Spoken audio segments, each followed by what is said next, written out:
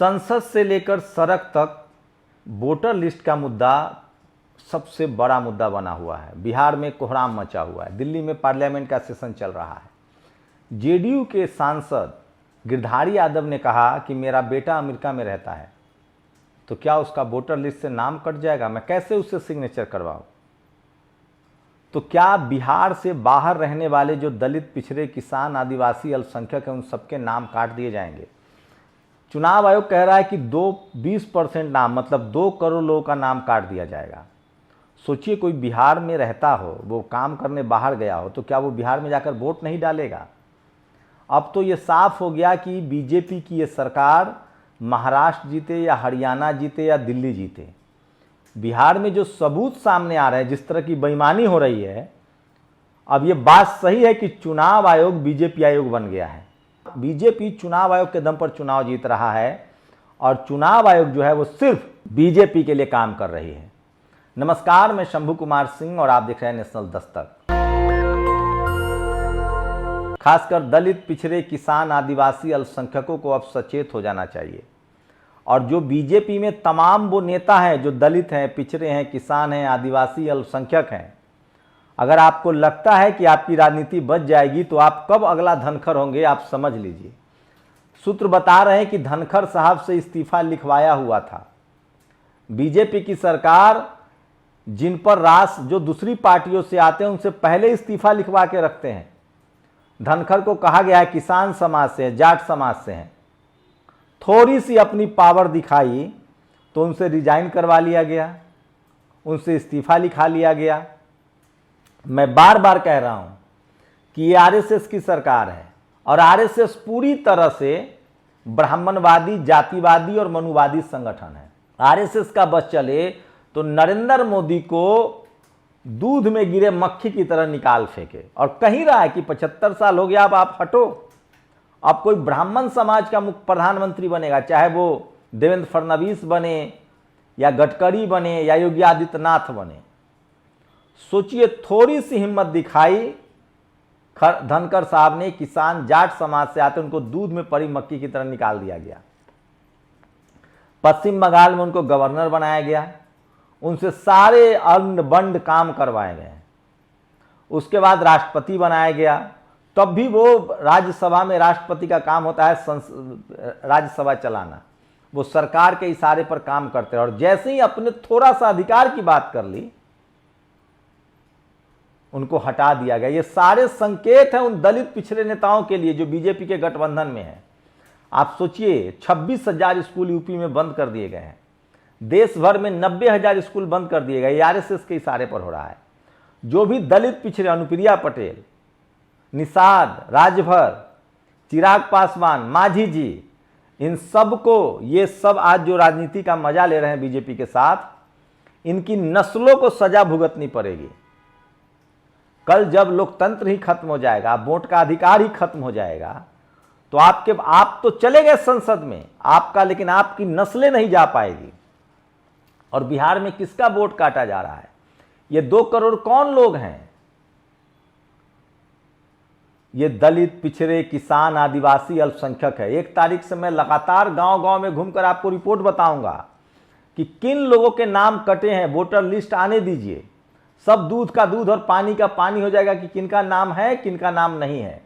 2 करोड़ 56 लाख कहा जा रहा है कि अब तक 56 लाख लोगों का नाम खत्म हो गया है। ये 56 लाख लोग बिहार में बांग्लादेशी रहते हैं, पाकिस्तानी रहते हैं, थाईलैंड का रहते हैं, नेपाली रहते हैं। मजाक बना रखा है चुनाव आयोग ने। आप सोचिए, ये चुनाव आयोग है। इस देश में मैं बार बार कह रहा हूं, मीडिया हो, जुडिशियरी हो, कॉलेज यूनिवर्सिटी हो, ब्यूरोक्रेसी हो, बिजनेस हो, ये ज्ञानेश कुमार गुप्ता चुनाव आयोग के प्रमुख हैं। जब तक दलित, सोचिए, सुप्रीम कोर्ट में 75 साल से लोग जज बन रहे थे, क्यों नहीं SC ST OBC का रिजर्वेशन लागू हो रहा था? एक दलित समाज का जज बना तब वो लागू हुआ। इस देश के तमाम दलित, पिछड़े, किसान, आदिवासी, अल्पसंख्यक नेताओं को सचेत होना चाहिए कि बीजेपी आपको तभी मान सम्मान दे रही है जब चुनाव फेयर हो रहा है, तभी बीजेपी गठबंधन करके चुनाव जीत रही है।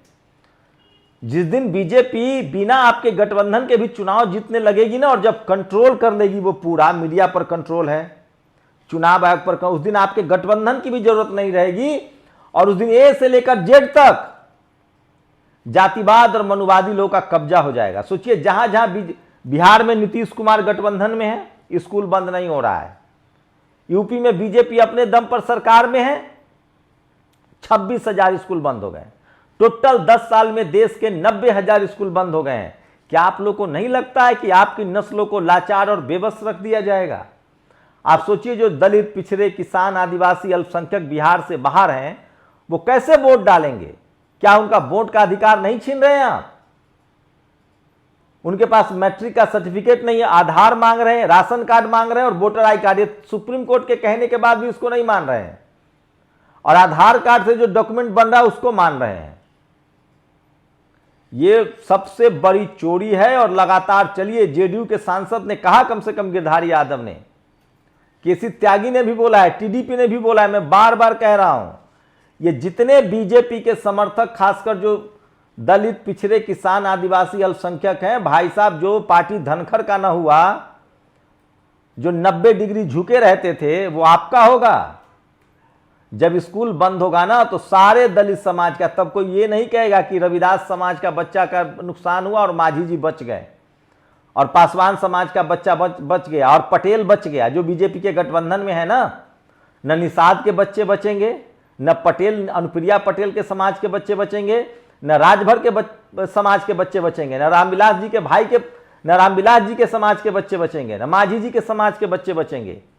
जब सरकारी स्कूल बंद हो रहे हैं और जब चुनाव वोट डालने के अधिकार खत्म हो रहे हैं, तो सोचिए कितना भयानक होने वाला है। और जो धनखड़ के साथ हुआ वो कल माझी जी के साथ नहीं होगा। हम लोगों ने नहीं देखा कैसे चिराग पासवान और पशुपति पारस को लड़ाया गया, और जब पशुपति पारस के पास सांसद थे तो चिराग पासवान और रामविलास जी का घर से सामान फेंकवा दिया गया था। फिर जैसी जरूरत पड़ी तो चिराग पासवान को ले लिया गया, फिर अब पशुपति पारस को दूध में मक्खी की तरह फेंक दिया गया। अटल बिहारी वाजपेयी कहा करते थे कि मेरे पैर में 2 कांटे थे, मुलायम सिंह यादव और कांसीराम, और मैंने दोनों कांटे को आपस में लड़ा दिया और दोनों कांटे निकाल दिया। ये फूट डालो और राज करो अंग्रेजों की नीति नहीं है, मनुवादी जातिवादियों की नीति है। और ये बिहार के दलित, पिछड़े, किसान, आदिवासी, अल्पसंख्यक जिस पार्टी में हो, अपने समाज, अपने नस्लों की अधिकार की लड़ाई लड़िए। और मैं फिर कह रहा हूं, कोई दलित पिछड़ा चाहेगा कि सिस्टम हैक कर ले तो नहीं हो सकता है। जैसे ही मायावती, अखिलेश यादव, मुलायम सिंह यादव, हेमंत सोरेन जैसे मुख्यमंत्री लोग बनते हैं, इन जो सिस्टम में बैठे मीडिया से लेकर जुडिशियरी, कॉलेज, यूनिवर्सिटी, ब्यूरोक्रेसी में जो जातिवादी लोग बैठे हैं, वो तरह तरह के प्रोपेगेंडा रचते हैं। वो तो दुर्भाग्य है इन दलित पिछड़े का कि ये लोग मनुवाद को पहचान ही नहीं पाते हैं। जब तक आप अपना ब्यूरोक्रेट्स, जातिवादी लोगों को रखेंगे, मनुवादी सोच वाले को रखेंगे, आपको जेल जाना पड़ेगा। ये आपसे भ्रष्टाचार भी करवाएंगे, मलाई भी खाएंगे और आप जेल भी जाएंगे बाद में जब आप सत्ता से बाहर हो जाएंगे। ये आपसे गलती भी करवाएंगे, उस गलती का मलाई भी लूटेंगे और आपको फंसाएंगे भी। एक गांठ बांध लीजिए। चलिए, कम से कम बीजेपी ने 10 साल में जातिवाद, मनुवाद जब कांग्रेस को समझा दिया तो बहुजन दलों को समझ में नहीं आ रहा है।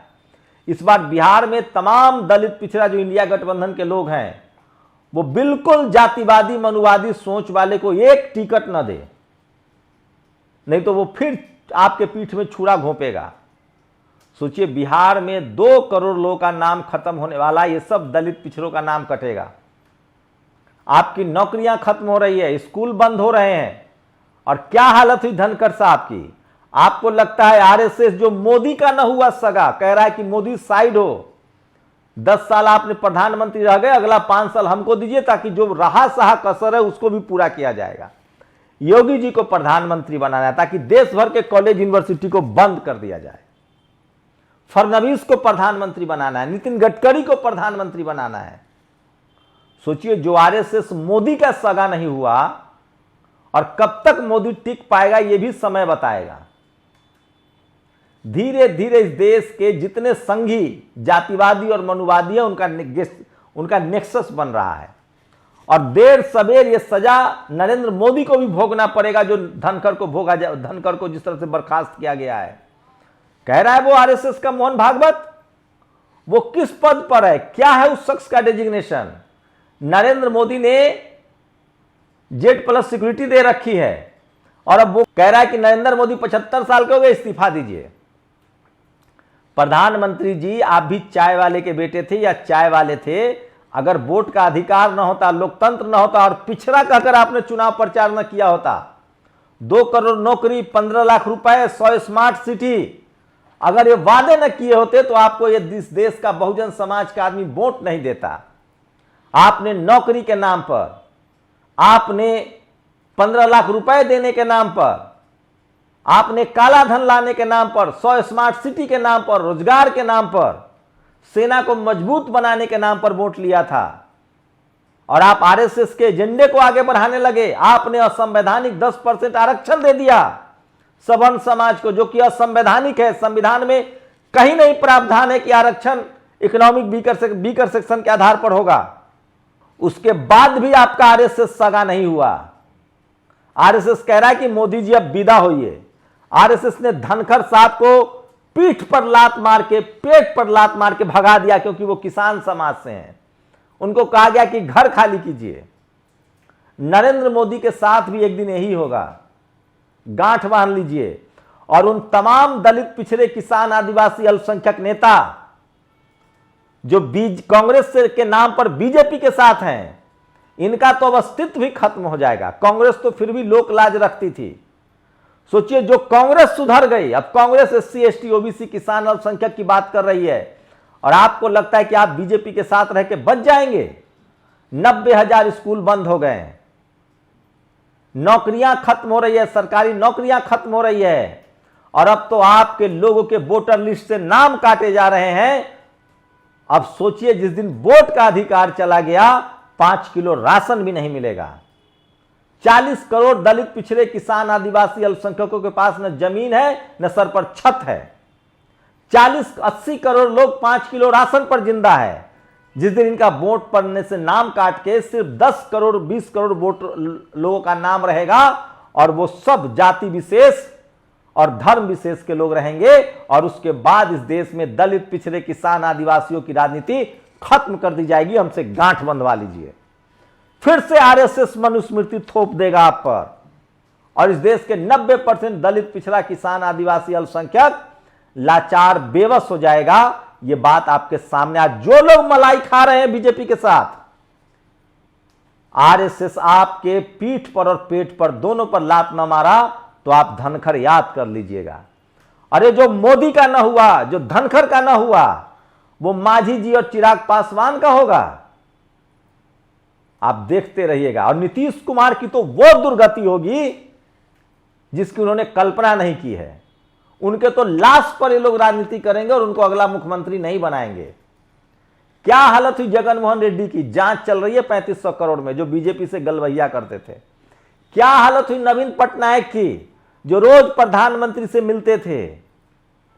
क्या हालत हो गई शिंदे की, जिन्होंने बगावत करके मुख्यमंत्री बने थे, अब बने।